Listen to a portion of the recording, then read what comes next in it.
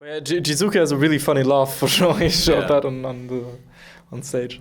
He's also, but he's also like laughing a lot in real life. You know, I've been like I talk with him sometimes. You know, and he's like such a like funny and like such a loving guy. Basically, like this guy is like I just like him so much.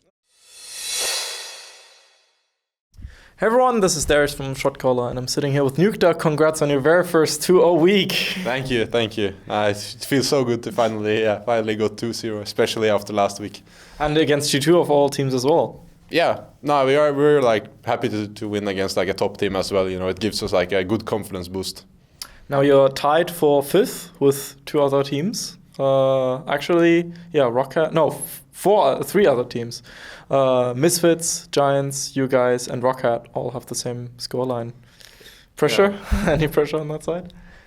Not really. Like we kind of like our split kind of already went like pretty like subpar, and we kind of we didn't really expect to make playoffs anymore after last week. So right now we just try to play our best, and anyway there is still summer split even if we don't make it. So we're trying to do a miracle run, but we don't really feel like the pressure that much. Okay, yeah, well maybe it's not letting the pressure get to you whatsoever and just go like, okay, well we'll accept whatever comes, we'll just play our game, and hey, maybe that's the secret right now. Yeah, it might very well be, yeah. So Upset, I feel like, has been really popping off though. Like both this game and the game yesterday against Giants. Damn. He's still a hot contender for Rookie of the Split, even though Jizuka was kind of set, Yeah, like Yusuke kind of like slowed down a bit, and Upset is gaining steam. So I think actually if Upset does well next week, or as well as he's been doing like for basically the past weeks, he should be Rookie of the Split, I think.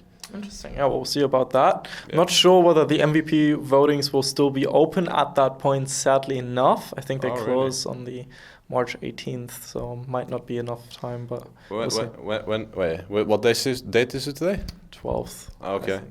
Then I don't know. I mean, I think still vote for Upset, guys. I mean, okay, you're a bit biased, of course, but... Yeah. I mean, yeah, but I think he plays really, really well. He had like some, let's say mistakes, and some of his games he was maybe not as comfortable, but when he's comfortable and playing like his game, I think he just is the Rookie of the Split. Like he's the best of them, I think. Yeah, and I interviewed Freeze earlier, and he was like, I mean, Sheriff, Mini True Parks, they have been performing really well, but Upset, if he's on his game, you can see greatness essentially for him. So we'll be very excited for him if you guys do make playoffs, because I think in a best of 5 scenario he can really pop off. But yeah, Jizuka has a really funny laugh for sure. He showed that on stage. He's also like laughing a lot in real life. I've been like I talk with him sometimes. And he's like such a like funny and like such a loving guy. Basically, like this guy is like I just like him so much. Oh, nice! It's nice to see players have a really good positive personality and vibe and stuff. Yeah. It's interesting to see him in a team like with, for example, Gilius, who at least on the outside, we know on the inside he can be pretty nice as well. But of course, on Twitter he sometimes has a more critical side at times. Yeah. I mean, I think Gilius is trying to be like a positive like leader or like a positive figure within his team. I'm pretty sure like his Twitter game is is just against like his opponents and stuff. I'm pretty sure he's keeping it like pretty cool in his team. Yeah, pretty certain of that as well. He's been receiving a lot of praise from his teammates, so it should be okay. Yeah. Well, anyway, you guys did bring in a sports psychologist, and since then you've managed to turn things around, of course. How was it essentially the impact of the sports psychologist? I think so, yeah. This guy, I mean, we just got him like last week or something, and he's already like helping us like so much. This guy is, he's really helping us out. I think way more than I thought. Even a sports psychologist could help you. Interesting. Now, in terms of infrastructure, would you like, in general, for teams to pick up a sports psychologist as the standard rule? I mean, yeah, I think. Actually, they should, because I mean it's been seen so many times even in esports that like when you get like a sports psychologist that is like knows what he's doing, he just like turns stuff around. It's basically proven to work. I think at this point, so you should invest in it. Yeah. Interesting. Now, one thing we've also seen today was Bwipo start for Fnatic as a substitute, essentially. Substitutes are a very common thing in traditional sports, but not so much in esports. Do you think that's something that we should improve on as well? Yeah, I mean, I think it's good to have substitutes, but I think it's more like the team, like the team should take the initiative always, and they should just like bring in players. So let's say Schalke sees like one guy in solo queue that plays like whatever role like really well, they will just like sign him even if you don't have any competitive experience, and just like keep him on the roster, you know, give him like one scrim a day or even less, you know, if he's really new. And then just like try to grow talent and just grow the team better in the long run. And also, you know, there also makes it a bit more competitive, you know, so people always have to like really like stay on top. So, but I think, I mean, as a player, I don't really have, you know, like that I really want to get subs or something, you know, it's like not really my thing. Yeah, but would you be worried about like, if Schalke, for example, had a mid lane sub, would you then be worried about your position, or would you just view it as a positive thing to have on your team, essentially?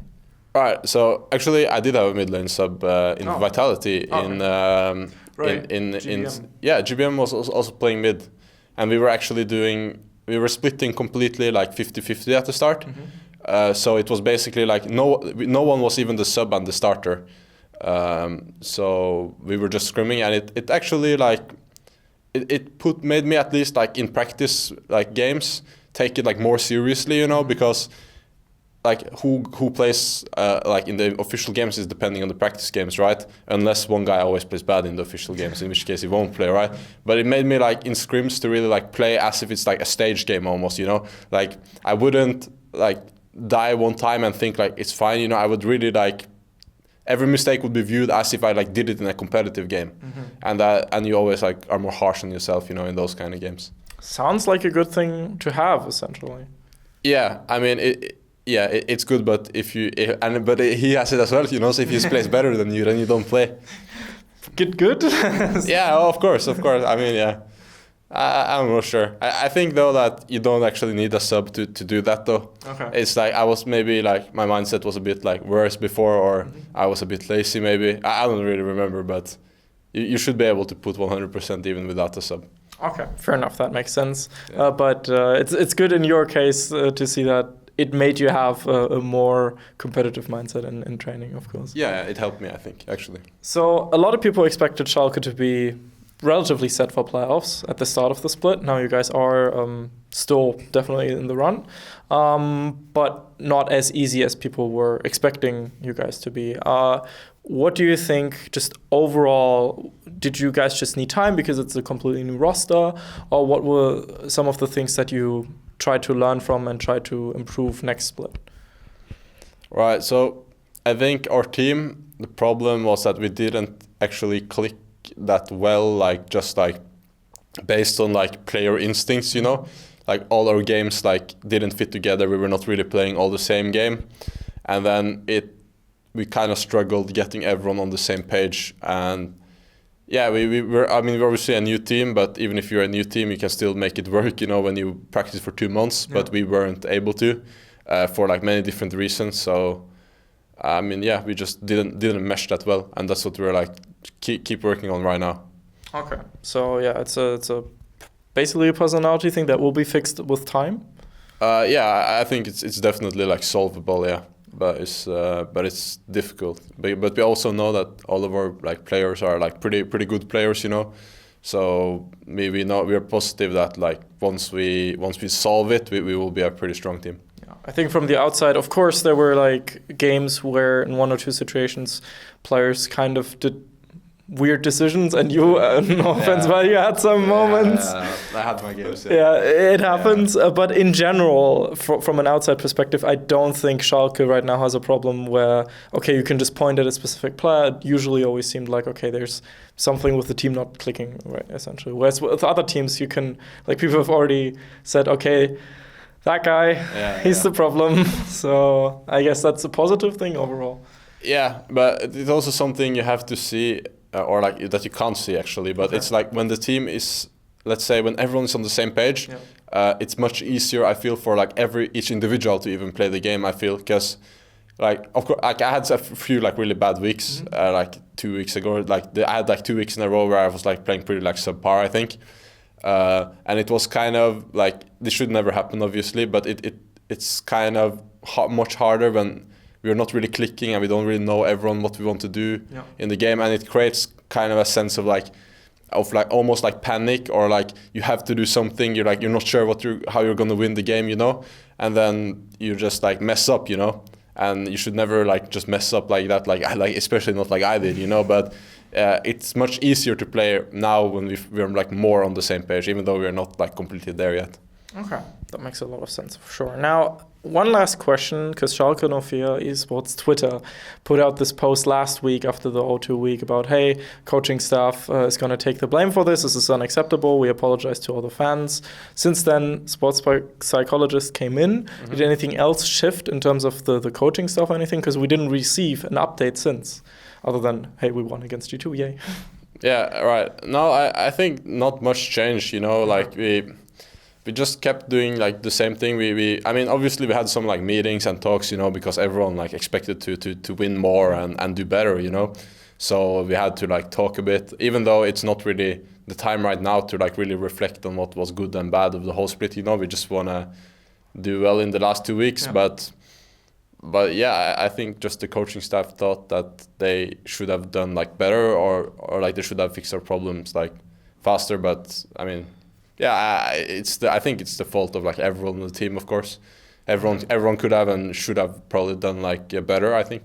So I don't know. That's it, I guess. Okay, good. Well, then it makes it essentially a public apology to the fans and shows that, okay, you guys are caring a lot, but yeah, there are a lot of things to. I guess like I wasn't part of this. Like it's from the coaching staff, you know. I didn't talk to them about it. Well, we're just wondering from the outside, because of course there haven't been any official news or anything on anything changing except for the sports psychologist. So we're just wondering. Yeah, right. Yeah. Anything you would like to say to the Schalke fans out there? Just like we're like trying to hang in there. So like we're happy for all the support. Okay. Well, this was Nukeduck from Schalke 04 and Darius from the Shotcaller. Hope you had a good day. See you then. Hey everyone, this is Darius from the Shotcaller, and I hope you just enjoyed that interview. This is a generic end card, so make sure to click here for another interview or here for a different interview. And if you want to check out more content, specifically from the NALCS, make sure to visit theshotcaller.net for more interviews and other esports content. Have a good day.